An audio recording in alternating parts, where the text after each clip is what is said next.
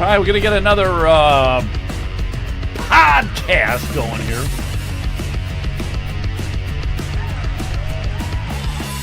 All right, we got a really good treat with you here Monday night. We're gonna do a Monday night podcast show. I've got Commish with me here tonight.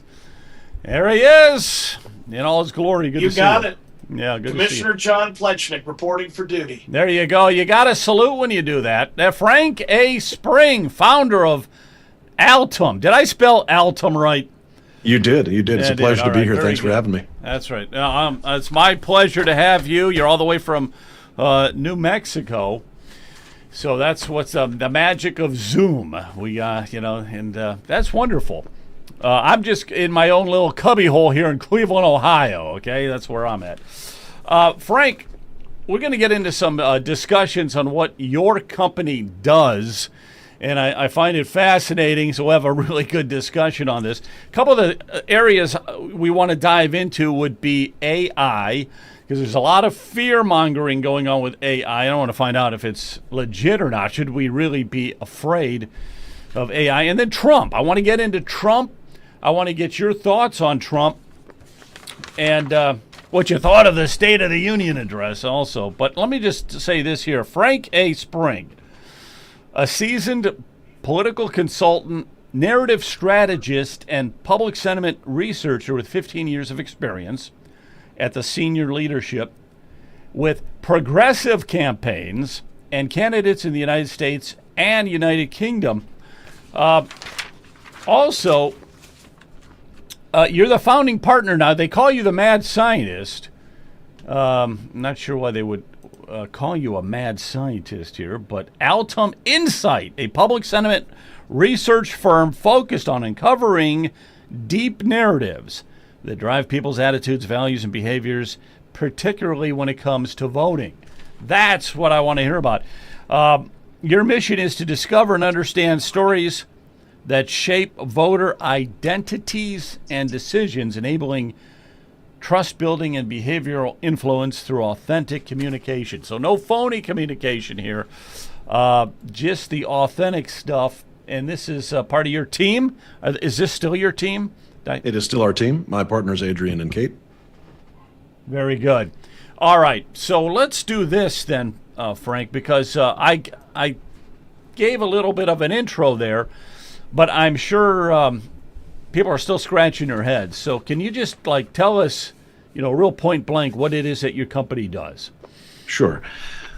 We are public sentiment researchers. And if you think about public sentiment research, the most common version of that, the one that I think anyone who's listening to a political podcast will be familiar with, are pollsters. We are like pollsters in that, like pollsters, we are trying to figure out what people think. But the difference between us and pollsters is that polls are really designed to figure out what people think at the time that they are asked. And I'm happy to talk about kind of how the whole methodology of polling evolved to that specific point. What specifically do people think at exactly the moment that they are being asked that question? For us, it's much more important to ask, why do people think that? How do people form the identities that drive their behaviors? That there's a chain of instincts and habits and modes of thought, an entire architecture of thought that leads all the way ultimately to what they think when the pollster asks them that question. And what we want to do is to figure out, how is that architecture of thought built? Where does that identity come from? And our particular lens on this, the particular approach that we take, is based on narratives and stories. Now, I freely admit I am a man with a hammer. Everything I see is a nail. But to my mind, the base language of human beings is stories. We tell our children stories before they can talk. There's a wealth of academic and scientific literature on narrative, the role of stories in society, the way that stories affect our brains, all the way down to the level of our basic chemistry. Our sort of cognitive neuroscience is affected by stories. Stories are essential to forming our identity, and they are essential to forming the identity of the groups that we belong to and how we think about groups. So Altum takes the research that we do, and we have a couple of different methodologies we'll probably have a chance to talk about. Not polling, but one of them is kind of similar to polling. And we take the data that we gather, we have conversations with people. Some of those conversations are long, some of them are short, and we interpret them and we plug them into essentially a narrative model so we can figure out what kind of stories are people telling themselves. Are groups of people telling themselves the same or similar stories about the important things that are happening in their lives, and how does that affect their identities? Okay. So that is essentially Altum's approach to figuring out kind of what's going on with people, what do they think, what do they feel, and again, most importantly, why do they think and feel those things. Gotcha. So now you would say that this is a more accurate way to extract information from people, right? That the way that you do this. So let's do this. Let's talk about AI for a minute, okay? So, and maybe you can help us understand how you extract information from them. So you've been researching AI. I know you use it in your business a lot, and you've been talking to people about AI. So what's the general public sentiment right now about AI? Sure. Let me give you an example of one study that we did in late November, early December of last year. So, and this is a really good illustration of how we differ a little bit from conventional pollsters. And, I think most people who are listening to this podcast will have seen polls, they'll be kind of familiar with what polls are and how they work. The study that we did in December of last year, we set out to talk to rural voters in Nebraska. And I'm happy to talk about why we chose that state, but we wanted a good, solid rural state with a lot of rural folks to choose from. That's certainly Nebraska. It's a very rural state. We wanted to talk to rural people because the rural political identity is one of the strongest political identities in terms of voting behavior that we've seen in America. Rural voters are consistently very conservative, very durably conservative, and we were curious as to why. We wanted to kind of know a little bit more about, what formed that identity and, why has it been so durable? What do the folks care about? So we set out to conduct what we would call a political ethnography. This is just a series of interviews of, in this case, a fairly small number of people. I think we ended up talking to 28 or 29 folks over the course of this study. And these are individual interviews. So these people never met each other. The whole thing was conducted remotely. And also it was conducted asynchronously, meaning the people who participated in our program never actually talked to someone directly. They would log on to a digital platform, and we would ask them to record videos and answer to questions. We'd ask them to type write an answer. We'd ask them to assemble images from anywhere, across the internet, any image they could find that they associated with a specific idea. And ultimately, what we got out of these 28 or 29 people was 80 or about 90, probably closer to 90 hours worth of material of them just talking about their lives, answering our questions, just a bunch of material to sift through. We didn't set out to talk to them about AI. We just wanted to know what was on their minds. What did they think about what was happening in their communities? What were their expectations for their lives? What did they love about being in a rural community? What would they change about it? The upsides, the downsides, all this, basic foundational questions, and a bunch of stuff about candidates and political parties and so forth as well. But that research design always leaves room for people to talk about whatever it is that they want to talk about. That's what we want to do. We don't want to come to them and tell them this is what we, the researcher, want to hear about, and we don't care what else you're thinking about. We want to ask them. And what they wanted to talk about was AI. And this was, we had the panel that we talked to was mostly Republicans and conservative independents. We had a small number of Democrats, but it was mostly independents and Republicans. Across party lines, across generations, across gender, across any way you wanted to cut this, to slice it, almost everyone wanted to talk about AI specifically, and almost everyone was afraid of it. They were profoundly against it, and they were worried about it on two axes. They were worried about it because of its potential economic effects, and they were worried about it because of its social effects. And that was really what they were concerned about. So the depth, and we can talk about this in detail, and I'm happy to talk about why that works. Okay, but one second. I can one more point. Yeah, one point here. I understand. I just want to finish this thought here real quick, because you got a lot of information here. But yeah, I can see the economic part because they're afraid they're going to lose their job. Now, you said a social aspect. Can you just explain that for a second? What exactly absolutely. You mean? Yeah. And this is where this is how we differ from a poll. There's a bunch of public polling out there right now that will tell you that people do not like AI. They're skeptical of it. They're afraid of it. They're worried about it. And, they don't like data centers, or they're worried about whether or not they'll have jobs, or the polling all shows that. What we found also on the social side was actually their biggest objection, and again, these are rural voters in Nebraska. It's one type of voter in one state. We have reason to believe that this is a larger phenomenon that we've captured. That we got one pocket of a much larger group of people who believe this. Their objection was they felt like AI was going to. They had a number. It was going to make society worse. That it was going to harm people. In particular, they began by being worried about children. They were worried that children were going to be exploited by AI in some way. That they'd be vulnerable, but they really were worried that the children would lose the ability to think, that they wouldn't be able to think critically about the world, that they wouldn't be able to think independently, that they were worried about people losing skills. And they were worried that people, beginning with children, but society at large, would live in a kind of unreality where they couldn't tell what was real and what wasn't, and were kind of easily divided against each other. And I think the real problem here is we studied the rural identity. And I want to say, rural identity was one of the strongest identities that we have ever studied. When we talk about identities, there are active identities and there are kind of inactive or less active identities. An active identity is an identity that tells you, who you are and what you're supposed to do now. So, being a parent, being a husband, I'm a husband and a father. Those are very strong identities for me. They tell me what I'm supposed to do now. They really guide and shape my life. There are also inactive identities, like what football team you're a fan of. You might care a lot about that, but it's probably not going to tell you who you should vote for or what job you get. These kind of really important life decisions. Rural identity was a very active identity. Rural people loved living in rural communities. They were open about the problems with them. And there were many, and they would talk about those, at length and with real honesty. But they loved being rural. And the thing they loved most, and this is what I really want to get to, the thing they loved most was knowing people and being known by other people. They loved the mutual respect of knowing who owns the business that you patronize, of going to, right, when you go to your kids, that, when you go to your kids' that school, small right? hometown feel and everything like exactly. that. Yeah, I can see the parents at your kids' they're school, going to be right? worrying about the AI social, destroys that. Yeah, social aspects of that.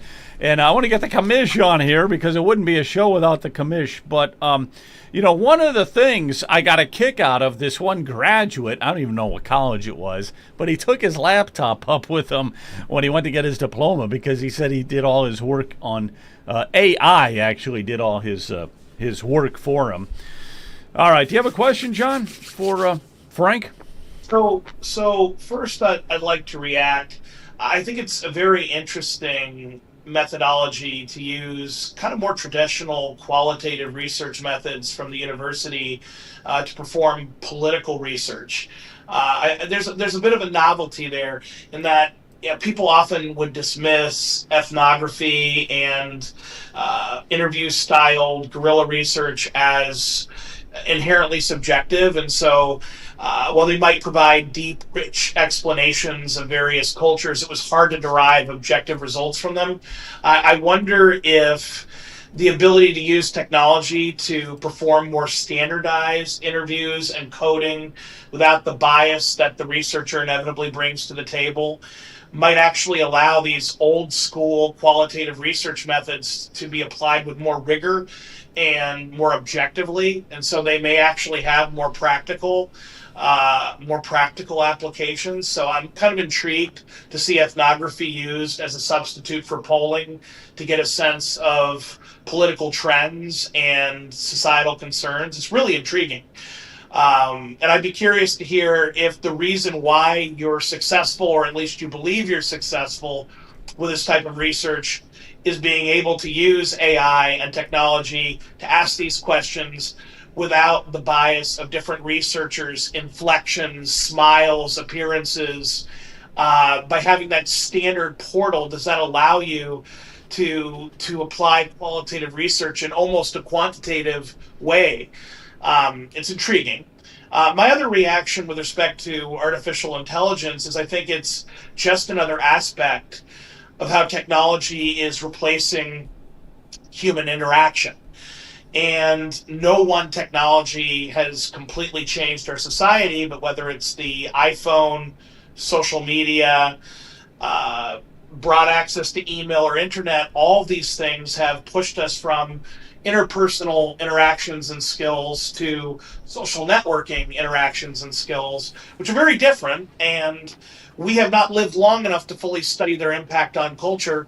But for folks who value tradition, and I think it's fair to say that rural Americans and conservatives, by definition, want to conserve tradition, it's very troubling to see technology replacing human interaction when your society and culture has depended on it for thousands of years, and we're just going to change everything in one grand experiment that may or may not be a good idea. I can see how that would be particularly concerning to a conservative culture. Yeah. Well, wait a minute. Was there a question, or is that just your comment? So my initial question is, do you believe that you're able to apply ethnography and traditional types of qualitative research in a more rigorous way because of technology? Is that what makes it more practical, so that you can actually have a sellable result that people can rely on, as opposed to just using qualitative research to try to explain quantitative research? Yes, John, that is a fantastic question, and the answer is yes. When we use these deep research techniques like the interviews that I just described, one of the things that we do whenever possible, and we've done this in various ways around this subject with AI and some of the other studies that we've done, is we also have a much larger and we think of it as a little bit shallower. Remember when I said the individual deep interviews that we did with these folks in Nebraska? You could get 2.5 hours of material from these folks over the course of 4 days. And because we are using a digital intermediary, you aren't, to your point, you're not having any of the biases that can happen when you have a live human talking to another live human. There's body language and mirroring and all sorts of things that occur between people. So you already, I think, get a better quality of feedback. Indeed, a lot of what we get has an almost confessional quality, because people know they're not talking to a live person. They're just kind of there with their thoughts in front of a camera or writing an answer. And there really is something kind of they can be enormously honest, and there's a kind of intimacy to it that I didn't expect, to be honest with you. But we also do this with a quantitative type methodology, where we're able to have hundreds, indeed thousands, of much shorter conversations. So these would be 10 to 15 minute conversations, using an AI moderated interviewer to ask the questions. We program the questions, the AI moderated interviewer, the Amy, asks follow-ups. It does a really good job of asking those follow-ups. People know they're talking to a machine. People still participate enthusiastically, still give us a lot of really interesting and thoughtful answers. I have to interject, that's almost a hybrid between the interview technique and a survey. Yes, that is so. And indeed, we think of it that way. It really is a kind of qual as quant. And that gives you the scale that you need. And we're experimenting with ways right now to make it not just statistically significant, but statistically verifiable, to really weight our answers so that they are in fact quantitative data as well as qual. But yeah, and the virtue of the many virtues. We've used the Amy for a bunch of different stuff over the years. And one of the things that I love most about it from the very beginning, and this speaks directly to your point, John, is that the interviewer asks the same question. It'll improvise the answer, so it does move a little bit depending on how the respondent is answering. It can kind of zero in on one portion or another. But its core questions are all scripted. And for an absolute fact it is asking in exactly the same questions in exactly the same way. There's no question about whether or not, whether the interviewer is any good or whether the interviewer is bringing something to it. The analysis, the question, the interviews, the question, the analysis, the processing of it, all of that side is completely digital, and as a result, it is free from a lot of the biases that can sort of plague programs like ethnography. So, in this case, tech is really opening up, I think, we flatter ourselves almost an entirely new type of public sentiment research, an entirely new type of data that is both quant and qual simultaneously. Let me ask you a quick question now. So you gather data from people on their thoughts on AI. But you yourself are not an expert on AI, so you can't really say, well, it is going to eliminate X amount of jobs or anything like that, right? You're just there to try to figure out what people think, their thought process on all this, right? That's right. Forgive me. Yeah, I certainly would not set up to be an economist to project, we think AI will have this effect on the economy. It'll be these types of jobs and so forth. All of that said, when AI started coming up in our research, and this finding was the clearest and strongest finding on AI, but we've seen AI emerging as an issue over the last couple of years. We started to to explore AI a little bit more, to become a little bit more conversant in the politics and the policy around it. Because one of the things it does help to be able to say, if people are worried about this, if they're concerned about it, how much of that is grounded in reality? Where is this information coming from? Is it coming from specific media sources? Is there a reality behind it? What is the likely projection on AI? So I do not claim any particular expertise on AI. I would say I'm reasonably conversant in a lot of the policy around it, because I've had to be in order to really kind of understand the depth and texture of the answers that we got, not just in this study, but in a number of other projects that we've had over the last couple of years. Let's move on to this, if you don't mind. Let's look at some of the, let's talk about Trump. I want to get him in here, and I want to get this is polling from Real Clear Politics. So this is Trump's favorable and unfavorable. And there's a pretty big spread here if you look at the spread numbers, anything from a -4 all the way to a -22. But I also looked at the Republican Party and I looked at the Democrat Party, and there's really not much difference between any of the three. They almost could be mirrors of each other. All right, so let's get into Trump here. First of all, did you catch the State of the Union address? Did you happen to? I watched it the following day, so I didn't catch it live. I watched it the following day. So someone who analyzes a person's speech and their technique and messaging, what did you think? He was doing. The funny thing is, he was doing what got him elected, the first time and the second. He was playing to his base. He was telling a very familiar story in his Trumpian way, and I want to say, I mean, we study political narratives professionally. Make America Great Again is itself is a political narrative, and it is the dominant political narrative of the last 10 years. As you noted at the very beginning, I am an interloper in this conservative space. I'm progressive. I'm a Democrat. There is no denying, from my perspective, the extent to which MAGA has dominated our politics over the last 10 years. There's no getting around it. The problem is, and you can see from that polling, that narrative does not command a majority of Americans, and its popularity is beginning to erode. And I was interested in the fact that I didn't see in this State of the Union, and a State of the Union is an overrated opportunity to reach undecided voters. I also want to make that point. It is not a particularly well watched or especially well liked public ceremony anymore. So I think it's a little bit overrated as a kind of. Well, you know what? The Democrats didn't even show up for it. Like 50 well, yeah, sure. I mean, what's going on? And there is some, and right, and you can see a little bit of that as sort of an indication of where our politics are right now. One of the things that we found about Trump that was, and I'm a little bit surprised to see his personal numbers sliding, and we've seen stuff that would kind of explain it. But one of the things that we've seen about him over the last couple of years is he knows how to play to his Republican base. He knows how to talk to the people who believe in him really, really strongly, and he knows how to talk to them, and he knows how to say things that appeal to them, and and really consolidates his base as well as any president, I think. But certainly in recent memory, the challenge that he that he runs across is he's always found it a little bit difficult to break into independent voters and certainly into Democrats enough to get a majority. He's never quite gotten that. He came very close in 2024, but didn't quite get a majority, and has kind of receded since then. And the State of the Union is actually, I think, not that great an opportunity to pick up new votes, prime time on a weeknight. Not a lot of people are going to be watching that. People just don't tune into legacy media the way that they used to anymore. So I wouldn't overstate the case about that as an opportunity, whether he took it or whether he missed it. But what was interesting to me is that he didn't really try. It was entirely for people who already like him, and he certainly gave them what they wanted. At least that was my perception of it. Okay, let's talk about this for a second. Let's go this route because I want to get your honest thoughts and opinions. Now, you're obviously a Democrat. I'm obviously a Republican, and John is John. What are you again? No, you're a Republican. All right. So I forget who I am, or pretend I'm a Democrat. I just want to get your real thoughts on all of this. Okay, so don't sugarcoat anything. All right. Tell me about Trump and your polling and all that.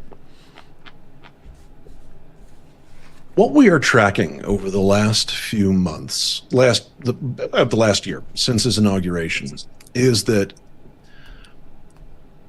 worries about him amongst independents and soft Republicans. So, independents that were sort of conservative, that were leaning toward him, or Republicans that liked him but didn't love him. And in spite of his enthusiastic, embrace by much of the Republican base, there always has been a sliver of a reasonably good size of the Republican Party that was sort of, we sort of saw him as the party's guy, but weren't particularly enamored of him personally. And those two segments, those kind of conservative leaning independents and those sort of tolerant, the Republicans that tolerated him but didn't love him, have always had characterological concerns about him. They've always, what we kept finding in our various studies, is they viewed him as strong, which they liked a lot, but they also viewed him as reckless and as easily distractible and undisciplined. And we saw that going back to 2024. Didn't stop them from voting for him, but they were worried about that.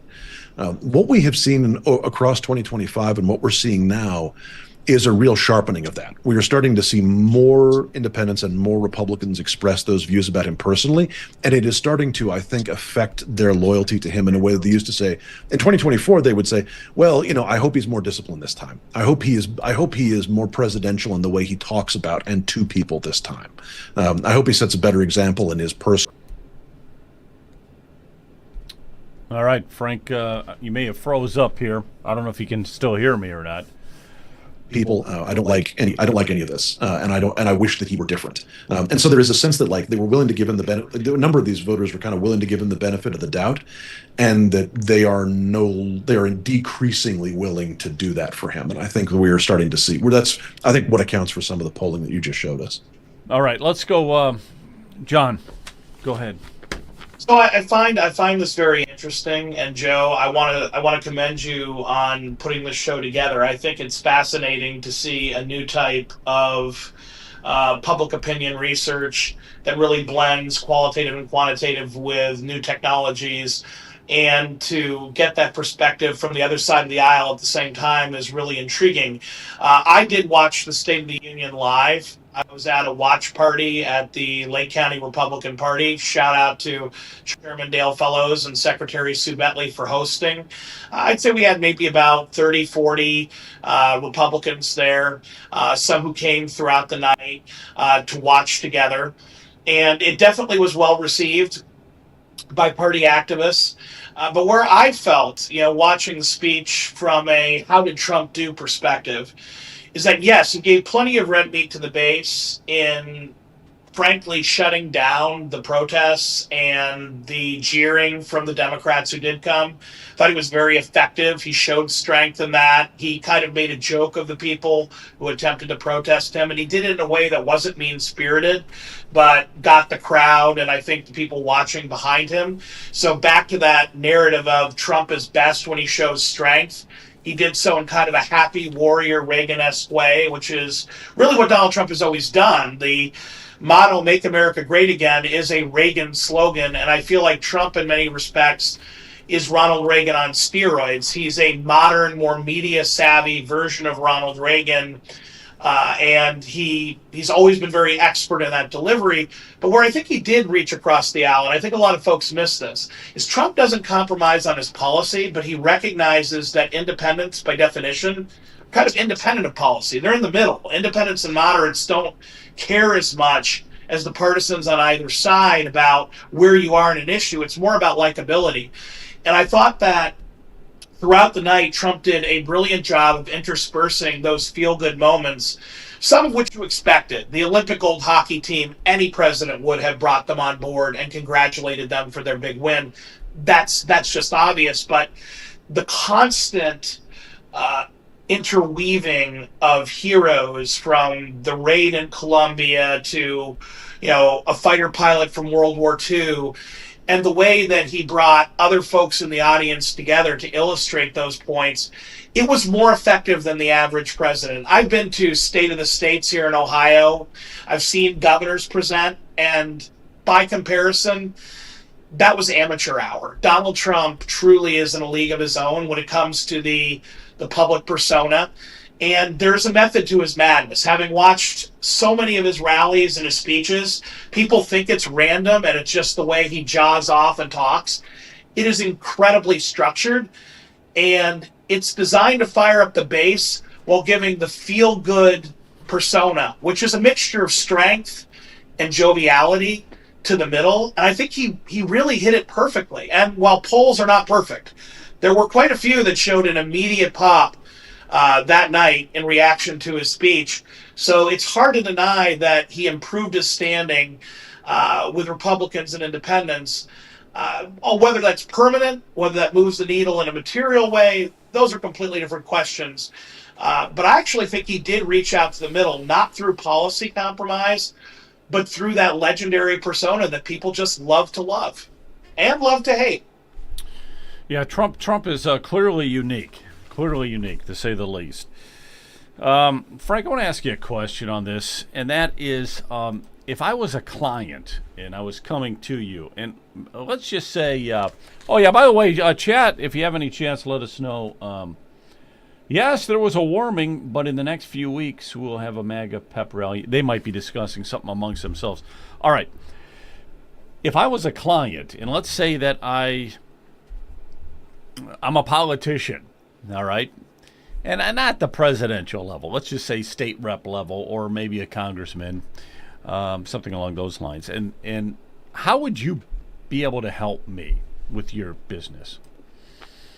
What we would set out to do with you is we would want to know what are the people of your constituency, of your district. Let's say you're running for Congress. What do they really care about? Not just what do they want you to do, but what is happening in their lives that they are thinking about a lot. What were their expectations for what their life would look like? What are their expectations for what their community would look like? What are their expectations for what their country is supposed to look like? Does the reality match those expectations? If it does, why, and who's to thank for that? If it's good, more often than not, if their hopes and expectations for particularly their community and the communities that they belong to, if the living conditions for those communities, if what they're sort of going through in their way of life, the vibes, if you want to use that expression, if all of that is worse than they expected, why do they think that has happened, and who do they blame for it, and when do they think it got worse, and why? That tells you a lot about the story that they are telling themselves about what's going on in their lives and the communities around them. You have to understand that story in order to meet people where they are. I think it's a basic act of respect. They would not get this from any other public polling. Public polling can tell you, you can hire any pollster on earth, and they'll come in and they'll figure out that people care about, they care about the cost of living, right? And cost of living does come up in a lot of our research. But we also get other stuff in our research too that comes up along with cost of living. Why do people think the cost of living is bad? They don't actually have a villain for it. There isn't a specific villain that they can point their finger at and say this person is responsible for cost of living, but they really are mad that it's happening.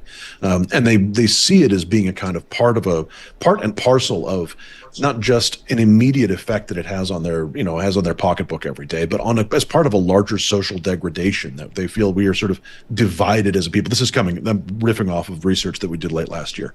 It is part and parcel of a society that they feel like is divided, that we are not pulling in the same direction, that things are getting worse because we lack a kind of clear political direction as a country. These are mostly independents that I'm talking about here. Independents, soft Democrats, and soft Republicans, who are usually the most interesting people. That's usually what I'm talking about here politically. Hard Republicans and hard Democrats tend not to be quite as interesting because their political identities are strong and intact, and they tend to be pretty consistent. So whenever I talk about this stuff, I tend to be talking about the wavering folks in the middle. We could help identify what are the stories that those people are telling themselves, so you can meet them at their story. That may not be the story that you believe as a candidate if you're running for Congress, and if it isn't, you should ask yourself why. Why is your experience so different from the experience of the people you want to represent? If your experience is the same way, you can talk about it in the same terms that they are talking about it and really kind of meet people. So you get, our idea here is polling can help you with your messaging, but a message is just a series of words you incant to people to hope to persuade them to your way of thinking. Narrative is actually how you build a connection with them. It's how you show, I have respectfully listened to you, and now I understand your story, and we're going to try and figure this thing out together. So that is our approach. It's a lot more fundamental and a lot more foundational than what they might get from a conventional pollster. And Joe, I just want to react and say, this is why knocking on doors worked so well back when everyone opened their door and talked. I will say post-COVID, it's harder.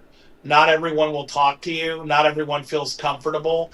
And it's not as effective as it once was. Nonetheless, it's kind of that interesting hybrid between a poll where you're getting enough data that it's quantitative, but it's deeper. It's not just asking questions. It's getting to hear people out and hear what they care about. One interview, one conversation is not scientific, but I will say, if you knock on a couple thousand doors, you're going to know your city very well. If you knock on a couple tens of thousands of doors, you're going to know your county very well. And I think that elected officials who actually take the time to go out and door knock, they often don't need polls, because they already know what's happening in their community, and they're instinctively repeating it. John, that is such a terrific point. And door data, as it's sometimes called, is something we think about a lot.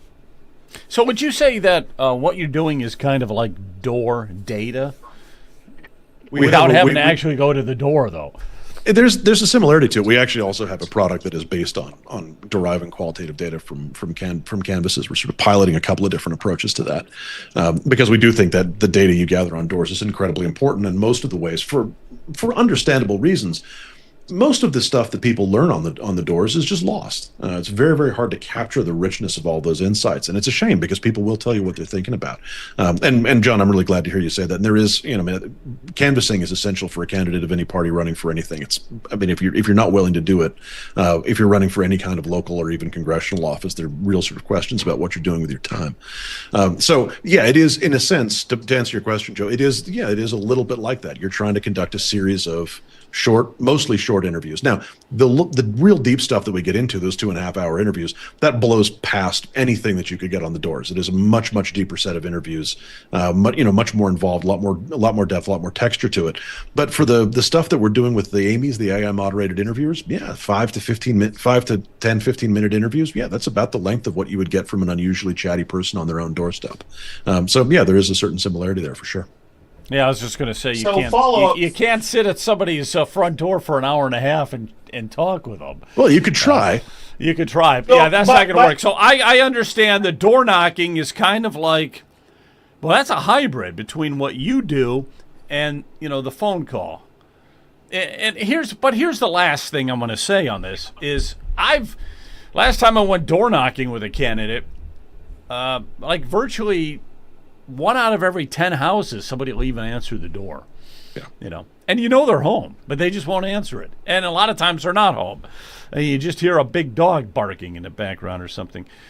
Those are some of the problems when you're trying to canvass. So, Joe, go ahead. If I could jump in, and I want to admit that I have a little bit of an odd bird perspective here, because on the one hand, I'm a law professor, so as you're describing your different research methodologies, it's really intriguing to me to see, methods that have been used in the ivory tower forever and a day being applied more practically in the political sphere, and potentially technology being the bridge for that to be successful. I think that's very intriguing. But I've also been a local elected official now for many years. I was a city councilman, now I'm a county commissioner.